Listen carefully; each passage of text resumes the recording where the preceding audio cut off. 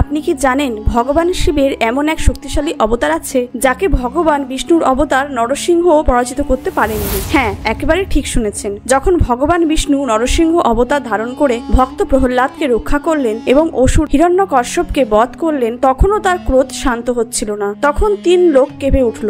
দেবতা, অসুর, যক্ষ, গন্ধর্ব সকলেই ভগবান বিষ্ণুর নরসিংহ অবতারকে দেখে আতঙ্কিত হয়ে পড়লেন। তখন সমাধান একটাই ছিল, ভগবান শিব। সেই সময় ভগবান শিব ধারণ করলেন বিশ্বের সবচেয়ে ভয়ঙ্কর ও শক্তিশালী অবতার, অর্থাৎ সর্প অবতার। কথিত আছে সর্প নরসিংহ অবতার থেকেও ভয়ঙ্কর ছিলেন। অনেক দিন ধরে ভগবান নরসিংহ ও সর্প অবতারের মধ্যে ভয়ঙ্কর যুদ্ধ চলছিল। শেষে সর্প অবতার তার ভয়ঙ্কর নখ ও শক্তিতে স্বয়ং ভগবান নরসিংহকে চেপে ধরলেন এবং তাকে পরাজিত করলেন। ফলে নরসিংহ অবতারের ক্রোধ শান্ত হলো এবং তিনি ভগবান বিষ্ণুর মধ্যে লীন হয়ে গেলেন। কথিত আছে ভগবান শিবের সর্প অবতারই ছিল তার সবচেয়ে ভয়ঙ্কর অবতার।